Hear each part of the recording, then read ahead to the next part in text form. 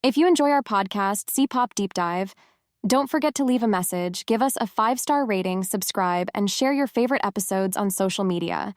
You can find us on Instagram at @CPOP Deep Dive. We look forward to hearing your thoughts on the show. All right, get ready, because today we're diving deep, deep into the musical universe of Jay Chou. And I know you love music, you're fascinated by how culture works, so this is going to be right up your alley. We're talking about the Mandopop superstar, and I don't just mean topping the charts, I mean completely changing the game for pop music in Asia and beyond. Absolutely. His career, it's like a masterclass in creative risks. The thing about Jay Chou is he blends genres so effortlessly and dives into these themes you just wouldn't expect to hear in a typical pop song. Okay, yeah, let's break it down.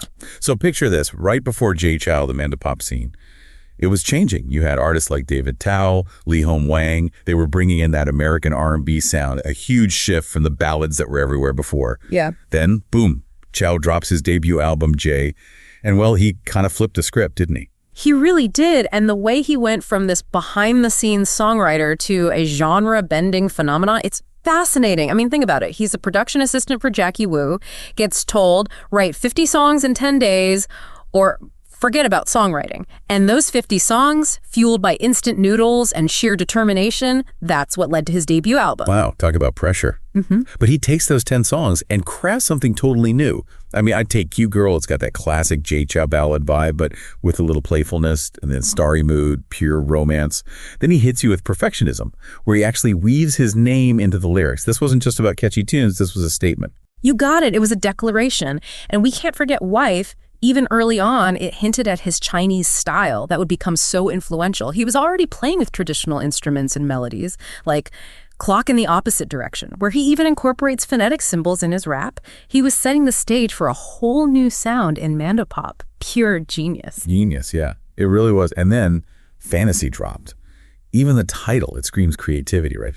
It took everything to a whole other level. It's like this sonic trip through time, He's got us in ancient Babylon with Love Before BC, then we're in medieval Europe with William's Castle, and we even land in 1940s Shanghai, right in the middle of it all, with Shanghai 1943. It's like a sonic time machine jumping eras in one album. That's what makes Fantasy so special. And don't forget, nunchucks. Pure energy. It's the perfect example of his Chinese-style rap that would later even show up in his film, The Green Hornet. This wasn't just taking from the West, this was blending those elements with traditional Chinese influences. Could you explain what Chinese style is for listeners who might not be familiar? Of course. Imagine the power of rap, right, combined with the melodies of traditional Chinese music. What you get is this really unique soundscape.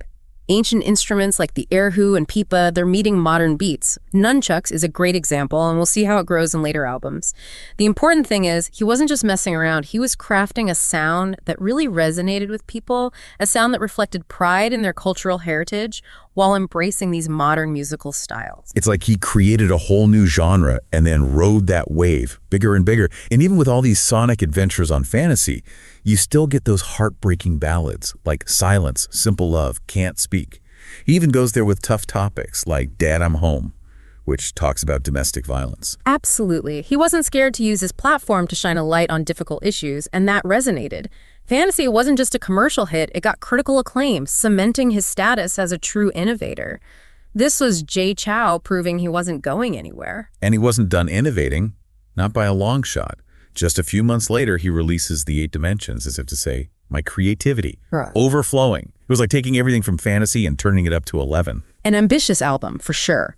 Chou wanted to craft stories within his songs, stories as intricate and engaging as any film. You see it in tracks like Half-Beast Human, inspired by Warcraft 3rd, that game.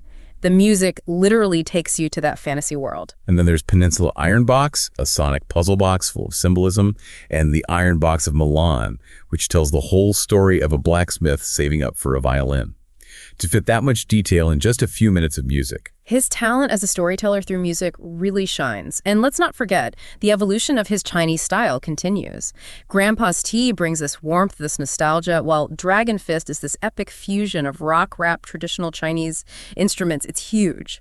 The range, it's incredible. And he finishes with The Final Battle. dedicated to his friend Will Liu. But there are these epic, almost cinematic moments in the music video. Like he was giving us a glimpse into his filmmaking future even then. It's true. The 8 Dimensions was him saying, I don't follow trends, I create them. And just when everyone thought they had him figured out, he drops Ye Hui Mei later that same year. What a year for Jay Chou. 2 groundbreaking albums in 1 year. Insane.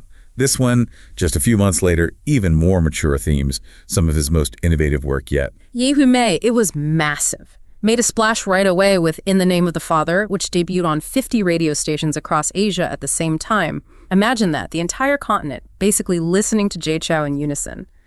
This song, it marked a shift towards these darker, more complex themes. Some call it his dark trilogy.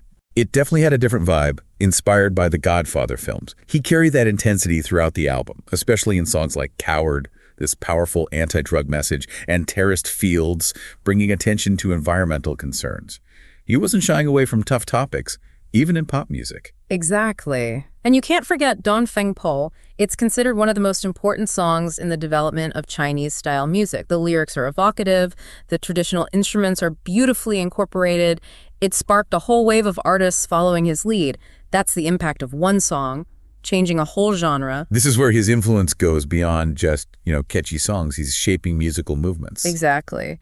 And even with all that, he still delivers those signature love songs. Her Eyelashes, with its unique double chorus structure, Cliff of Love, they show he can innovate within familiar territory too. He even gets personal on Class 3-2, reflecting on his own experiences with competition, self-doubt.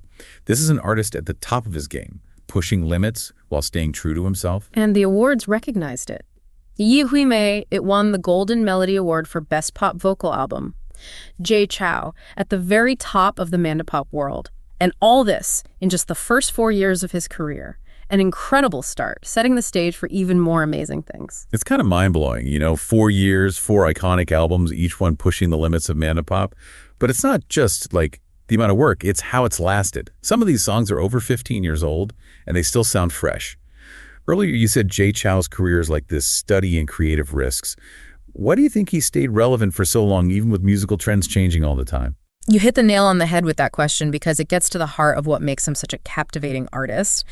It's gotta be, first and foremost, that ability to blend genres. Unlike anyone else in pop music, he's got hip-hop, R&B, rock, classical, even traditional Chinese music, all woven together into something uniquely his. It's that Jay Chou sound, right? Huh.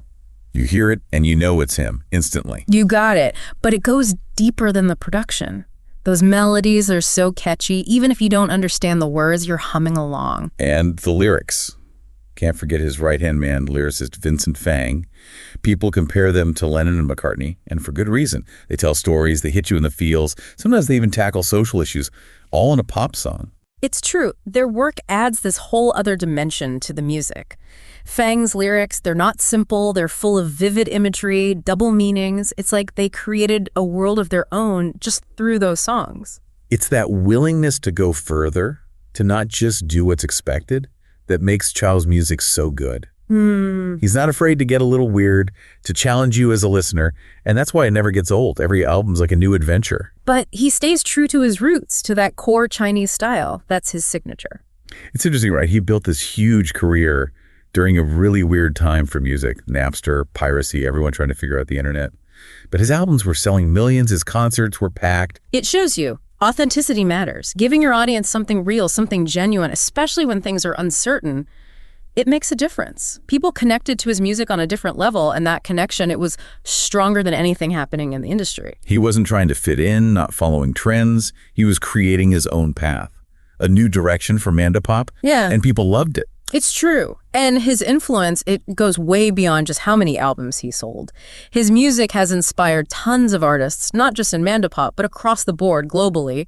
He showed musicians it was okay to be different, to experiment, to be proud of where they came from. A global phenomenon. But his music still feels so grounded, relatable, right? So about love, loss, family, finding your place, universal stuff.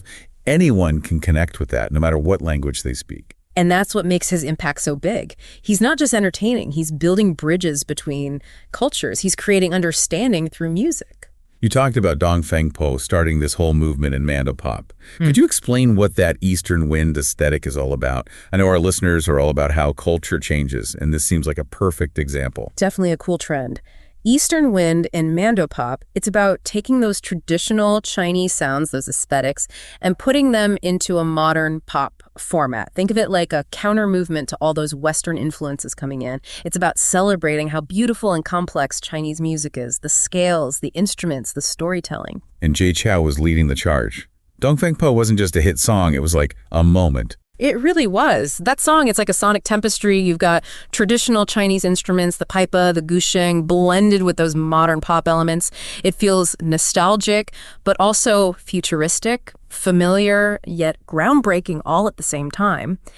And its impact, you can't deny it. You started hearing those Eastern Wind influences everywhere. Everywhere. Artists like J.J. Lin, Wang Lihong, even newer artists today, they point to Dongfeng Po as a huge influence. It showed them you can honor your musical past and still push the boundaries of pop music. He gave them permission to explore their own heritage in their music. It really is amazing how one artist can just change the sound of a whole genre. It all comes down to, authenticity, tapping into something deeper than just whatever's trendy at the moment. Yeah. Jay Chou's music, it connects because it comes from a real place. Love for his heritage, that drive to push creative boundaries. We've been on a journey, haven't we? Exploring the musical universe of Jay Chou. From those early days, behind the scenes, writing songs for others, to becoming this global icon. A true original, and his influence, you can see it everywhere, inspiring artists, listeners, everyone. Absolutely. But before we wrap up this deep dive, something to think about. Okay, we talked about Chou's impact on Mandopop, the whole Eastern Wind thing. But who else, in your opinion, embodies that same spirit, the innovation, the genre bending? Who else is out there pushing the boundaries of pop music, creating something truly unique? Wow, that's a great question.